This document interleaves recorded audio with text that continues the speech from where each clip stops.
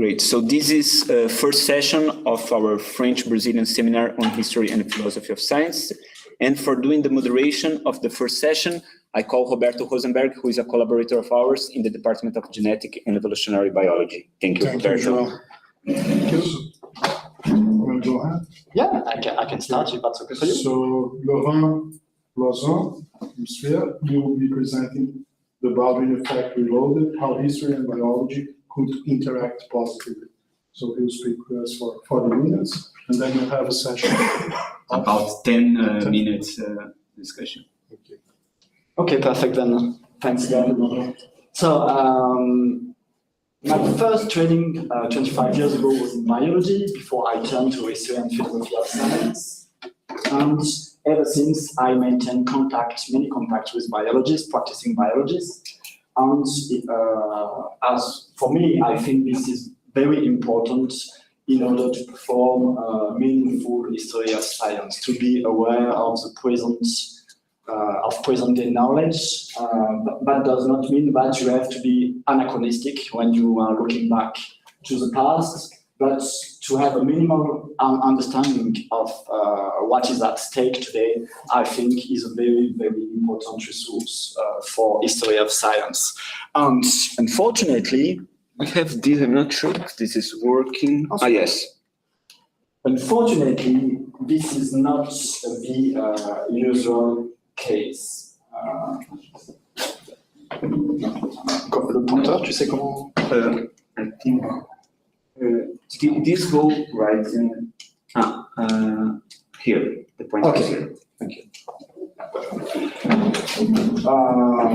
Nowadays, most historians of science, in order to avoid anachronism, don't want to be informed of the present day of science. And this could be a very strong methodological principle, like for instance with Andrew Cunningham, who basically he wants to live literally in the past and not to know anything about present, because this would be a matter of distortion of our understanding of the past. And in my view, we can have a more flexible back and forth with past and present. And this is something that around 10 years ago, I tried to develop in a paper on presentism. And for me, presentism is not necessarily anachronistic. And I will try to give an example of that today. So in this paper, in the conclusion of the paper, I talk about critical presentism, this movement of back and forth between present and the past, in order to better understand the past, and also sometimes to have a much more clear view of what is at stake in the present. And I guess that the results that I'm going to present today are an example of this form of critical presentism. So I start with the biology, the Baldwin effect in nowadays biology. What is the Baldwin effect? Well, it's not that easy to have a clear definition of this mechanism of adaptive evolution. And if you take Wikipedia, for instance, here you have a first definition of the Baldwin effect. It describes an effect of learned behavior, let's say plasticity on the evolution, organism ability to learn new behavior, to be plastic, will affect its reproductive success, its fitness, and will therefore have an effect on the genetic makeup of its species through natural selection. So it's very descriptive. When you read that, you don't really understand how a plastic trait, first you have plasticity, then for some reason you have natural selection, and in the end, what was plastic at the very beginning, after several generations, will become a fixed characteristic of the population. So this is very descriptive, you don't understand causality, and it is the first formulation of what is the Baldwin effect, which was supposedly proposed for the first time by an American ethologist and psychologist, James Mark Baldwin. So, if you are looking at the present for 25 years, at least in the biological literature, you have a small debate about the effect of plasticity on adaptive evolution. plasticity could guide or could hide evolution. So the debate is about this aspect of phenotypic plasticity. Is plasticity something that will facilitate genetic evolution, or does plasticity decelerate genetic evolution? And in the title, it's obvious. Does phenotypic plasticity accelerate evolution? So this was a question asked by Laurent Loison 25 years ago, for instance. Why do we have this debate? Because of plasticity, so I'm sorry that there are some technical biological aspects in my talk, but I will try to make them quite easy, I guess. I'm not sure to be able to do that, but I will try to. So this is the fitness landscape, and because of plasticity, you will smoothen this landscape, and you will decrease the difference between various genetic possibilities in that landscape. So if you are plastic, natural selection won't be able to discriminate very well between individuals. Because of plasticity, you will be able to transform your phenotype to fit into the new environment. So the question now, well, at least for 25 years, is about hiding or guiding acceleration or deceleration. Well, if you come back at the very beginning of this history, it was not called, of course, the Baldwin effect by Baldwin himself back in the end of the 19th century. At that time, it was called organic selection. And 3 people were instrumental in the elaboration of this possible evolutionary mechanism. James Mark Baldwin, of course, but also, and at the very same time, the English ethologist Conway Lloyd Morgan and American paleontologist Henry Fairfield Osborn. And the main paper was published by Baldwin in the American Naturalist just before the rediscovery of Mendel rose in 1896, a new factor in evolution. So this was one of the most important paper about this possible evolutionary mechanism. And James Mark Baldwin, when he tried to define what was organic selection, he said that it is the acquisition of adjustment, phenotypic plasticity, which would keep a creature alive. So the issue was about possible extinction, because you're facing a new environment, and this new environment, you are not adapted to that. So you have to be plastic a little bit so that you can cope with this new selective pressure and give the species time to acquire the congenital mechanism. Well, this is basically the genetic possibility for the same functions.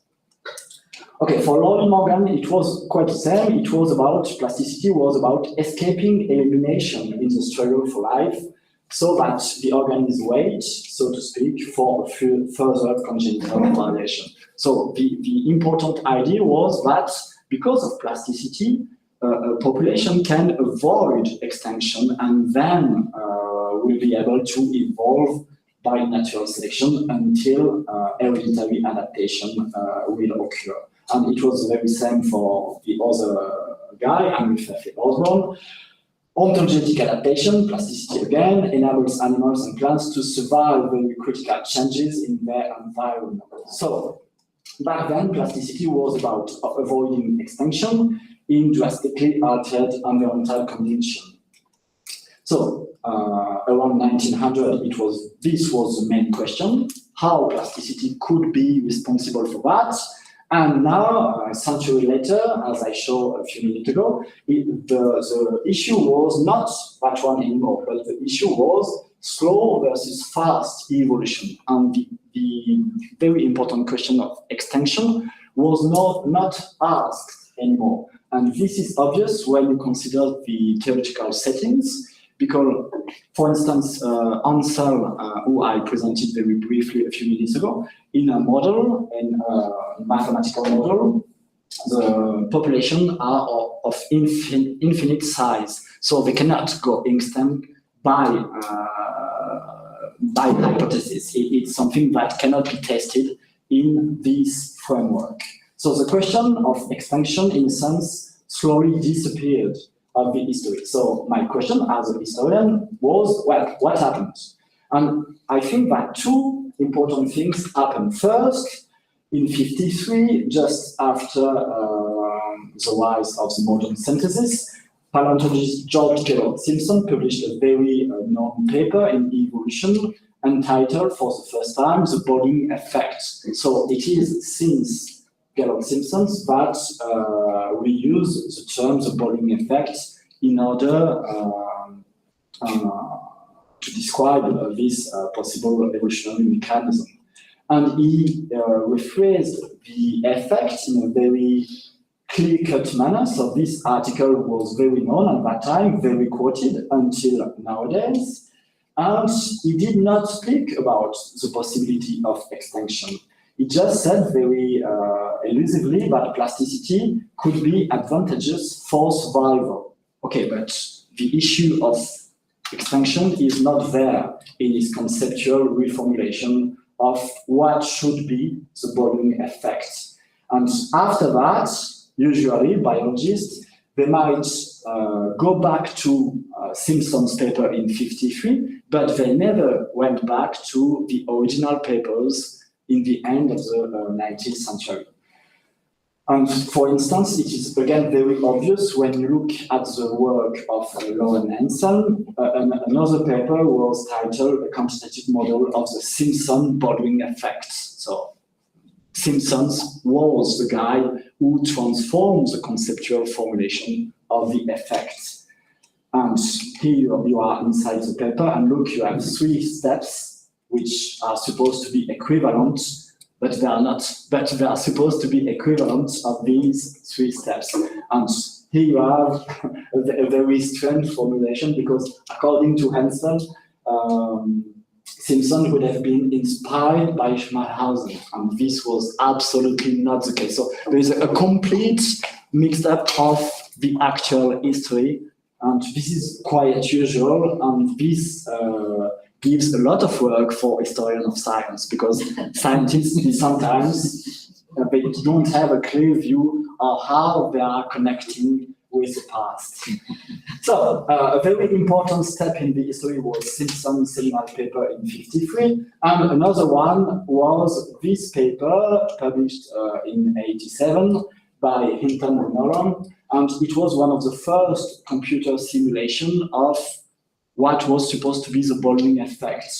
And the basic, I'm not going to enter into the details, but the basic idea is that because of plasticity, you can do that. You don't have a very strong fitness peak, but you have an increase in fitness when you are at the proximity of this fitness peak. And because of that, it will be easier to arrive here if you have plasticity in comparison if you don't have plasticity. And this was the basic idea that they tried to compute and to model, and they obtained some results that go into that direction. And look, if you look at the abstract, plasticity was supposed to be responsible for a much faster evolution. So the idea that phenotypic plasticity is something that could accelerate genetic evolution was a very important thing into that paper. A paper that was, again, very known, very quoted. So it was in reference to both Simpson's in 1953 and Hinton and Nolan in 1987 that most models were performed 25 years ago until the present day. And just for the record, it is not the case. You don't need plasticity to be able to reach the fitness peak. And very recently, 10 years ago, another paper, another simulation was performed. And you see the title, Phenotypic Plasticity, the Baldwin Effect, and the Speeding Up of Evolution, the Computational Rules of an Illusion. So according to these colleagues, you don't need plasticity for reaching the fitness peak. You could do that classically with genetic variation and strong selective pressure. And this is what they try to show in the simulation. Here you have plasticity, but you can do the same without plasticity in their settings. Okay, this was just a remark. So what happened in my reading, basically two things happened: Simpsons in 53 and then the first computer simulation in 87. So reloading science with history. What could be done? A few years ago, I was invited by a biomathematician, Amaury Lambert, to give a talk on Conrad Waddington in his lab of evolutionary biology at the Collège de France. And after the talk, we discussed of genetic assimilation, but we also discussed of the Baldwin effect. And this was the beginning of what will become later a collaboration. But back then, it was only informal discussion. We had a couple of beers, and then after that, during a few weeks, we keep on discussing. And I found the email where we, for the first time, so it's kind of self-historical investigation. In this email, so we have the idea of the model that maybe we can do together. So this was in April 21, so almost more than 4 years ago. And we discussed the idea that extension is a very important thing, and that extension was not at the center of the modeling activity of most evolutionary biologists that could be interested in the Baldwin effect. Okay, so this is an archive of what we did. And what is happening? No, okay, perfect. So after that, we decided to try to produce a different model that would take extension into account. And two other colleagues joined us. Laurent Loison, a quantitative geneticist, and I know Arnaud for more than 10 years now. So, but before that, I already had several collaborations with him, and also Guillaume Chaz, a close friend of Amaury, and it was the same. We all knew each other for a very long time before we started this interdisciplinary collaboration. So we developed a mathematical model of what we think is the Baldwin effect, and the model was designed to be as simple as possible, and it takes into account the size of the population. So the population could go extinct, and this is the central aspect of our work. So very basically, you have two different genotypes, genotype A or genotype B. Genotype A is adapted to one environment, E0. Genotype B is adapted to another environment, E1. So at the beginning, the A individuals are in the good environment, so they are adapted. And then suddenly, you change the environment. So if you don't have plasticity, which is the case here, because P equals 0, so you have no plastic abilities, then the population very quickly will go extinct, okay? But even in this case, it could happen by chance, a B mutation will occur, and you will have what is called evolutionary rescue in the biological literature. And then what is happening if you enhance the degree of phenotypic plasticity, then you will see that extension is delayed. And this delay, because some A individual will present the good phenotype in order to be adapted in the new environment. So here you see extension is very quick.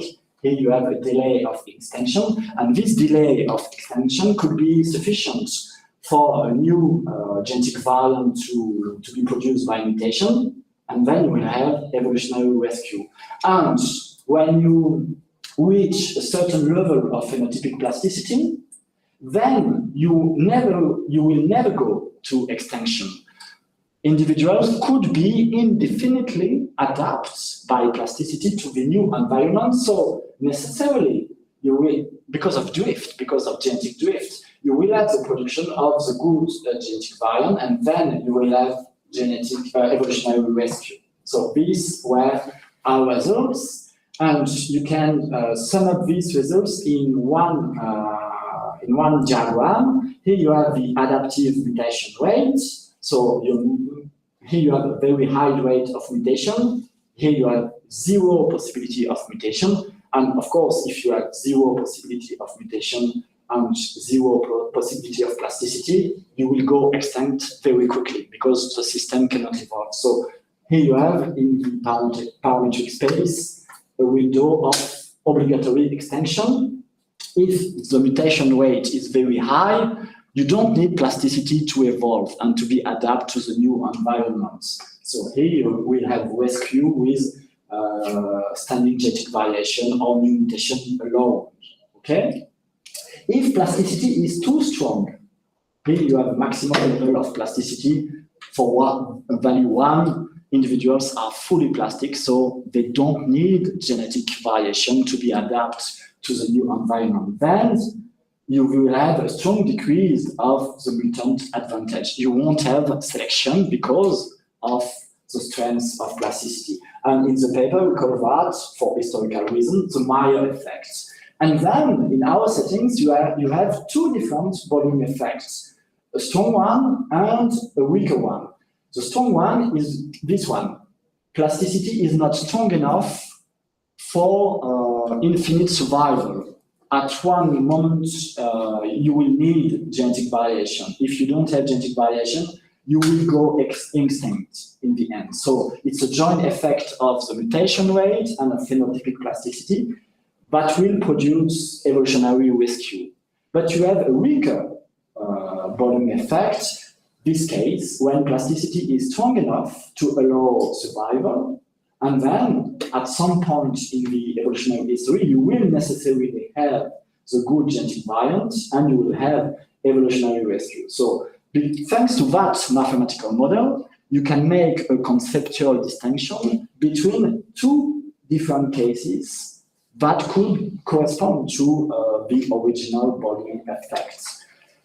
Remember, the original paper was published in 1896 in a journal that was very young at that time, the American Naturalists.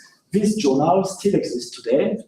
It is a very important journal in evolutionary biology, and we submitted our paper to this journal, and it was published last week.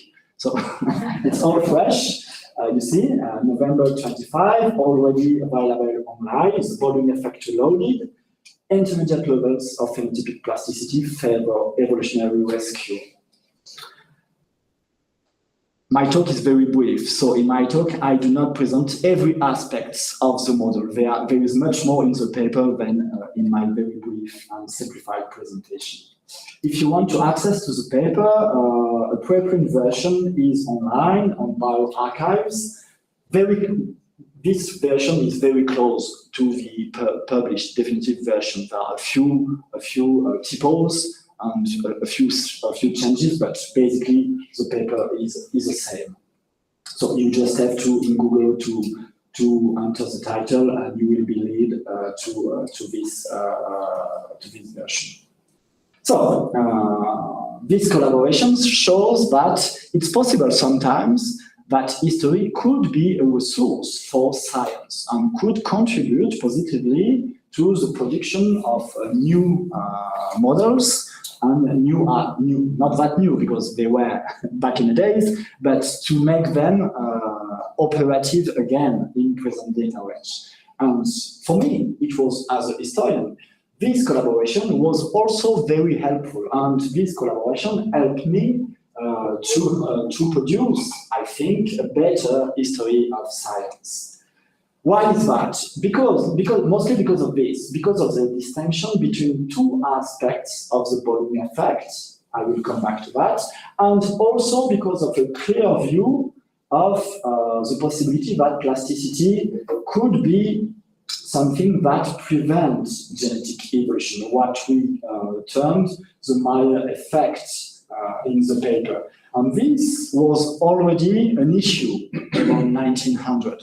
But the issue back then was very unclear because people, they do not have the correct vocabulary, and it was only intuition. Of course, it was only verbal at that time. So if you try to read this text with absolutely no knowledge of the present, it's very, very difficult because of the fluent vocabulary, because of the way ideas were expressed at that time. So for me, it was something very helpful to have that in mind when I came back to this literature. And it was at that time that I was writing a book on basically this issue for quite a long time span. The book was published almost a year ago, Beyond Lamarckism, Plasticity in Darwinian Evolution. And in that book, this collaboration with scientists was very helpful at least twice. First, of course, at the very beginning of the book, when I tried to make sense of the ideas of James Mark Baldwin and others, and especially in this section, blocking natural selection, avoiding extinction until evolutionary adaptation. So my ideas were clearer because of the collaboration I had with biologists. And especially about this aspect, the fact that plasticity could be something that block the action of natural selection. And this was very important at that time because most people around 1900 saw natural selection as only a negative force in evolution, able to destroy some very pathological variation, but they did not saw natural selection as a constructive force in adaptive evolution. And this was especially the case for Baldwin, and this is why he was looking for something able to block the action of natural selection. And plasticity was responsible for that, and because of that, plasticity was responsible for avoiding extinction.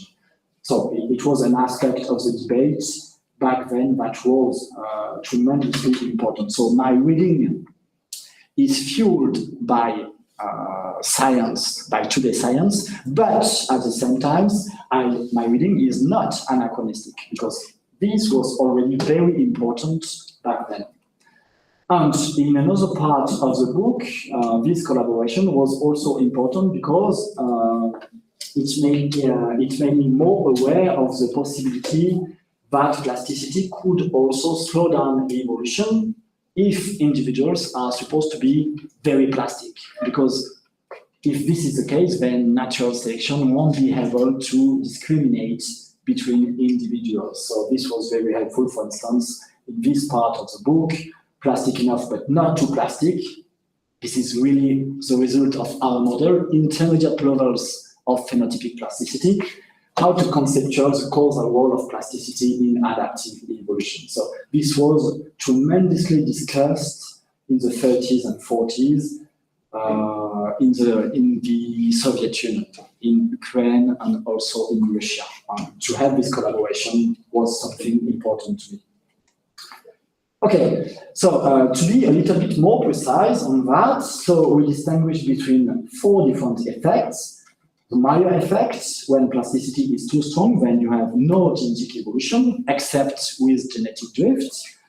A weak form of the Baldwin effect, and a strong form of the Baldwin effect. So after we did that, I asked myself, okay, can I find some examples of that back in the history of science? Did people already think along those lines when they do not have our mathematical model, so just by verbal consideration? And indeed, I found this a very unknown book, but very, very stimulating and important, published by a naturalist, American naturalist, John T. Gulick in 1905. Evolution, title is very strange. Evolution, racial and habitudinal. And basically he said that this power is so great for men that man may suddenly enter a new territory, furnishing not a single product that he can eat, and by his art of agriculture so completely meet his needs that he becomes a permanent settler without even subjecting himself to any new form of selection. because of culture, man is very plastic. In other words, accommodation, plasticity, is in some cases so complete that coincidence selection, organic selection, the Baldwin effect, is prevented. So already very early in this history, people thought that if plasticity is very strong, then you cannot have any form of subsequent evolution. And you can also find instances of this form of the weak Baldwin effect. For instance, in France, a biologist named Raymond Ovas, he was a protozoologist first in Strasbourg, then in Clermont-Ferrand. And during the war, he managed to publish a book from adaptation to evolution through selection. And he said that we must admit that under the influence of a new environment, the organism reacts by providing an accommodation that allows it to survive in that environment. So again, avoiding extinction because of plasticity. This accommodation therefore corresponds to a temporary adaptation, placing the organism in a waiting position. Such a position may last indefinitely if the type in question does not exhibit any or very few mutations. So very clearly, for Raymond Ovas, you are here, you are something in blue. Plasticity is strong enough for infinite survival, and at one time or another, you will find maybe a new variant and you will have genetic evolution, but plasticity is strong enough. And what about the third case, the strong original Baldwin effect? Well, I thought I would have time to go back to this literature for today's presentation, but I did not. So for now, I'm not sure that you can find people around 1900 or maybe a little bit later that express very clearly the fact that delayed extinction will favor genetic evolution. But I'm pretty sure that in the writing of James Mark Baldwin, you can find something like the strong original Baldwin effect. So there are two possibilities. If I'm correct, the name is accurate. If I'm not correct, this is not a good name because it was something that was not original in the writing of James Mark Baldwin. And in that case, it will be a complete invention of our joint collaboration. So, well, I think I can win in the two cases. So that's not a very important issue. But for the moment, I did not have time enough to go back to all these books, which are, by the way, very, very difficult to read because they were mostly written before Mendelian genetics. So the vocabulary is very fluent, and especially if you are trying to read Baldwin or Greek. And for Baldwin, the main reason for that is that he was very concerned in making his case for priority. So he tried to convince people that he already said something very similar before 1996, and it was not the case. So he had a very strange system of self-quotation where he modified what he wrote before. So this is a second level of complexity when you try to read these books published there.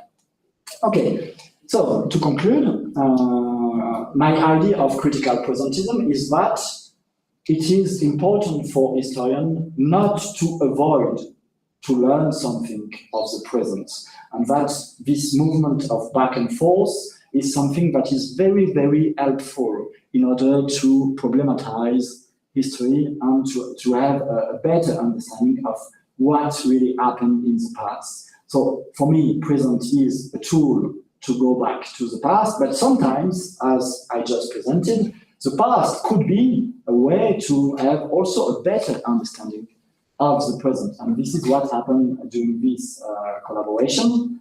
And to quote a very famous French philosopher, and I really like his haircut, Gaston Bachar, he said that awareness of modernity and awareness of historicity are strictly proportional. And in my view, this is not what he did, but I think he is correct. You can, if you are better informed of the present, then it's a tool to better understand the past, and you can do that also. Is that a method for history of science? Like, for instance, Arthur Cheng would have said. I think no, it's not a method, because you cannot do that for every subject, for everything. this time it works, but most of the time you won't produce science when you are performing history. It's two different things. But my idea is that the first quality, I guess, of a historian is to be curious. And to be curious of the present is something important to perform, I suppose, a better history of science. So I would not say a method, like Arthur Cheng would have said with this idea of complementary science. But I would say something like, okay, an attitude, a requirement, something that, okay, if I'm trying to see from the present, what will this produce in my narrative? How could I have maybe a different view, something new, if I know at least something of present-day knowledge? Okay, I guess it's 35 minutes since I began, so thank you very much for your attention, and thank you again for this Brazilian-French meeting. Thank you.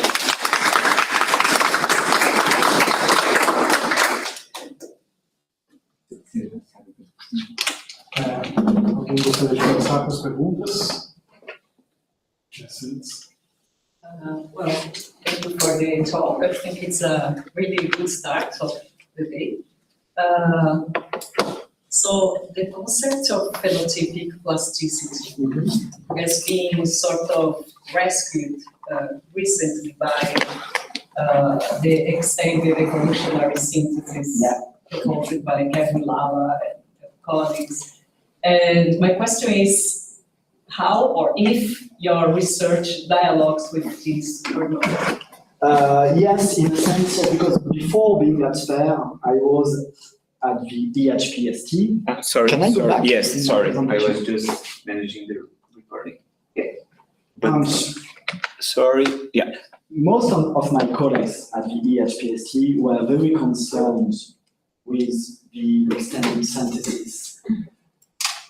And it was not my case. I found that very weird because for me it was something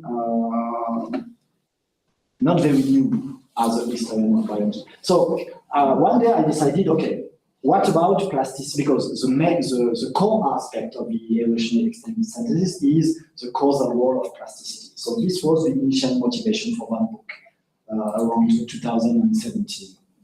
And I decided to go in deep history in order to see, okay, is really phenotypic plasticity something new for evolutionary biologists?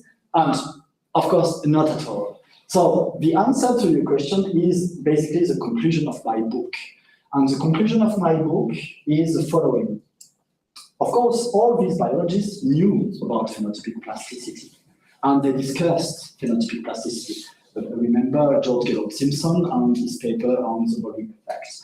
But basically, the idea is that because evolution is a population, an event that occurs at the population scale, the genetic plasticity of a population was supposed to be a much more stronger evolutionary cause than individual phenotypic plasticity. Or to put it in a different way, phenotypic plasticity is a component of fitness. And because phenotypic plasticity is a component of fitness, then from the perspective of the framework of evolutionary theory, it does not transform, it could not have transformative effects on the structure of the evolutionary theory. So this is one of my main conclusions, and of course here I can just give you a very brief outlook about that, but I developed this aspect in several parts of the book, and especially in my conclusion. So this is not new. This was taken into account, and it was thought, but maybe they were wrong, but at least they knew about that, and it was thought that, okay, individual plasticity is only a component of fitness. What is very important is the genetic plasticity of a population. This is the main causal factor in evolution. Can I ask a question? Because I find plasticity a difficult concept because you have individual and then you have populational plasticity. Yeah. Nowadays, we can differentiate what is populational plasticity to what is genetic variability. But back then, they could not in the past century. So were they confusing sometimes maybe what was plasticity with maybe there was a genetic variation in the population, so they couldn't know. Well, it depends on what occasion. For instance, if you come back to Baldwin and these guys at the very end of the 19th century, they use the term plasticity and they refer to individual plasticity only. They have a very non-populational understanding of plasticity. But then, at the time of the rise of the modern synthesis during the 40s and 50s, you have back then you had different concepts in order to do that. And one very important actor in this history was Lerner, an American biologist of Russian origin, and he developed the concept of genetic homeostasis. And for most of the founders of the modern synthesis, genetic homeostasis was truly important. And at that time, you have also Waddington. And Waddington, it is very known, he put the emphasis on individual plasticity.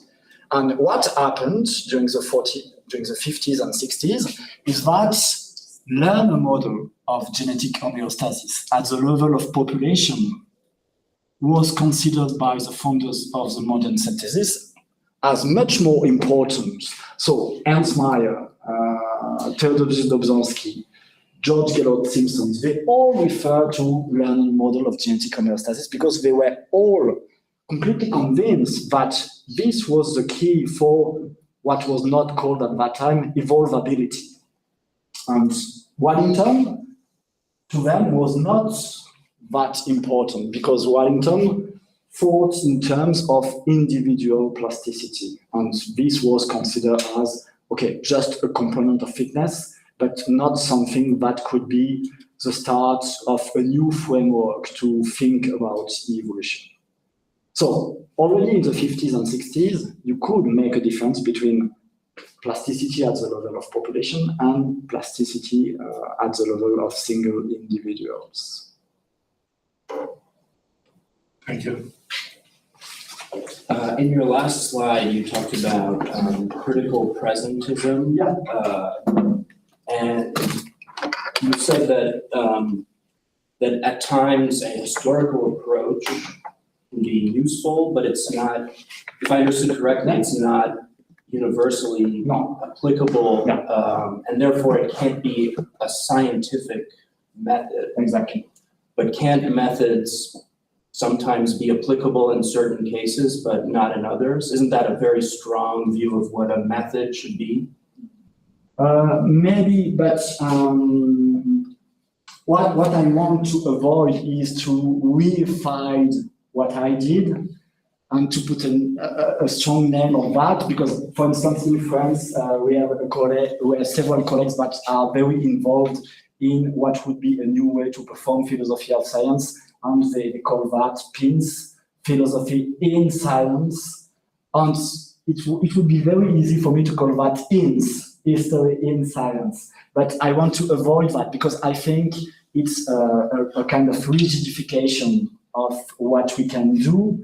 So my only claim is that you have to be curious. And because of that, you need to know at least something about the present, not to be in the case of, for instance, Andrew Cunningham, that I quote at the very beginning of my talk. And okay, I really don't want to look at the present because I would have a very bad understanding of the past if I do that. For me, it's impossible because we are living in the present. And not only it is impossible, but you need at some level, you need some knowledge in order to understand what was at stake back then. So I don't think it is a method, and I don't want this to be a new method to perform history of science. I'm just saying that, okay, as a history of science, we need to have a minimal understanding of science, And this could be achieved only with the present, with, for instance, of course, you can read books, you can read papers, but it's much more easier if you have personal collaboration, discussion, and Jean-Baptiste is also doing the same with nowadays living and practicing biologists.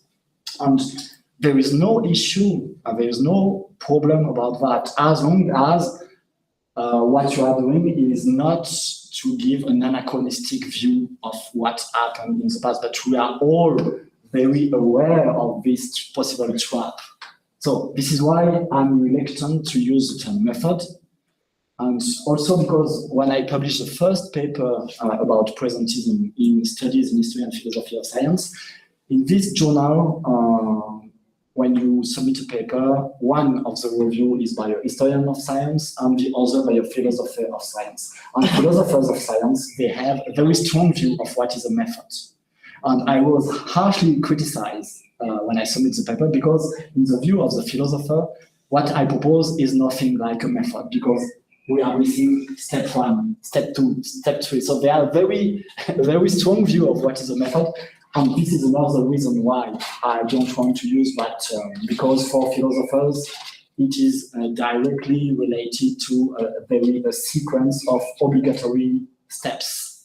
Of course, this is not what we are doing as historians of science, at least I guess. Yeah. So thank you very much for the lesson today. I learned something new. I'm not an expert in what you study, so my question will be probably a little bit too simple, so excuse me for that. But I was wondering about the theory, the Baldwin effect, and how to try and translate this into the biological world. Mm-hmm. So I work with plants, and plants are really famous for being extremely plastic. And I was wondering if we can test this Baldwin effect by comparing what plants are doing in terms of evolution and comparing animals are doing. So are probably, for example, plants evolving slower than animals because they're more plastic. I don't know if it's possible to do that, if it makes sense to do that. In the end of the paper, we gave very few biological examples of what can be thought today as possibility of the Baldwin effect, but it is very, very difficult to test the Baldwin effect in natural conditions because you will need to have every steps of the process. Because if you study the end of the process, you won't see any difference between traditional selection of genetic variants, and you don't see the signature of plasticity anymore. So this was. Sorry.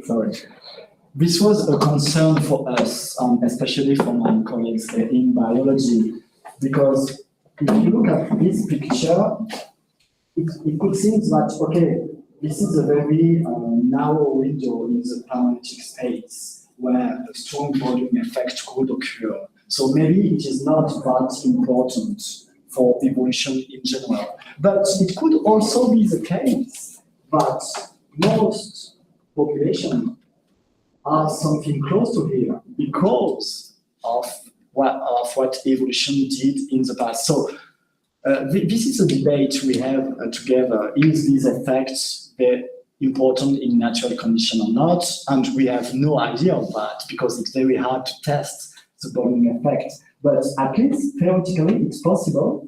And maybe natural selection will put a premium on species that are something close to this window in the parametric space. So it's not a direct answer to your question.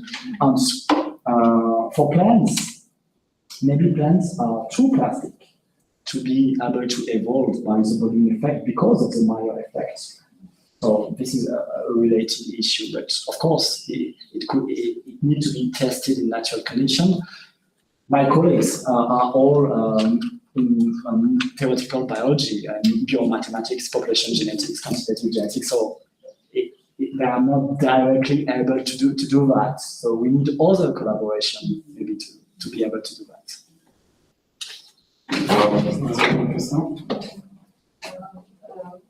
Thank you, Laurent. It was very good to hear you and before reading your book. But taking the answer you did, I would like you to develop the idea that is in the title of your book, young relativism, and the way people call this phenotypic plasticity a Lamarckian return or something like that.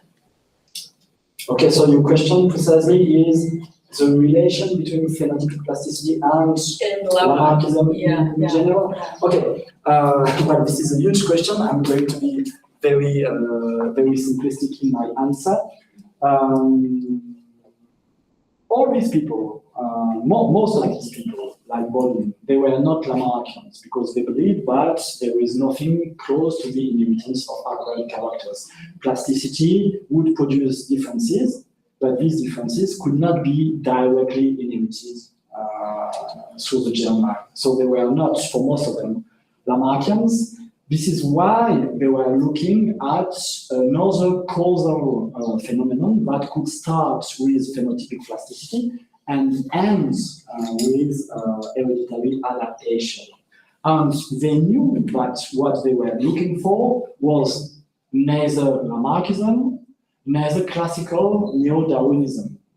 And beyond Lamarckism, the main title of my book is something that you can find directly in their writings back around 1900. They wanted to go beyond Lamarckism, but also beyond Darwinism. They were thinking of a third way, in a sense. But of course, I could not title my book Beyond Lamarckism and Beyond Darwinism because it would have been too long and something very, very strange. But they wanted really to do that, at least in the first phase of the history, for people like Baldwin, for people like Morgan, and a few others. So it was completely explicit in their view. They were not Lamarckians, but they had a very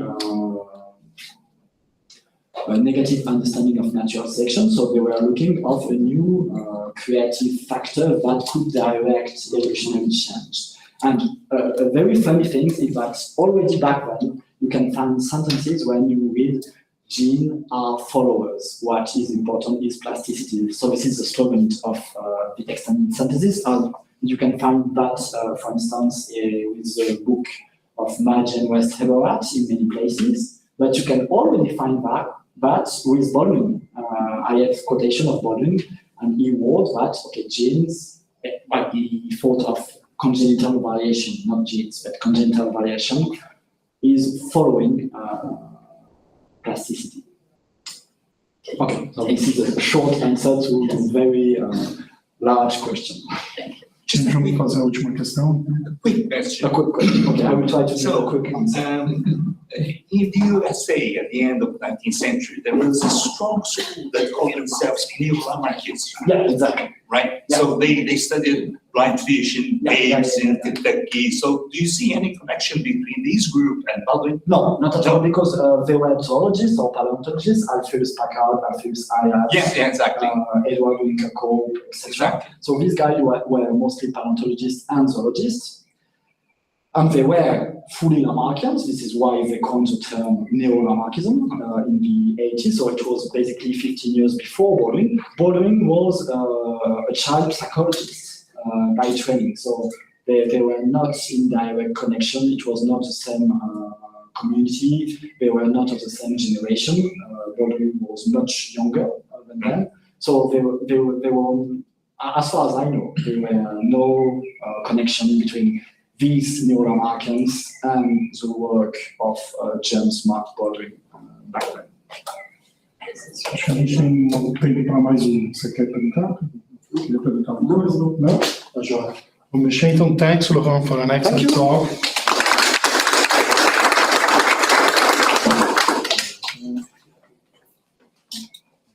A gente vai fazer uma pausa rápida de 2 minutinhos.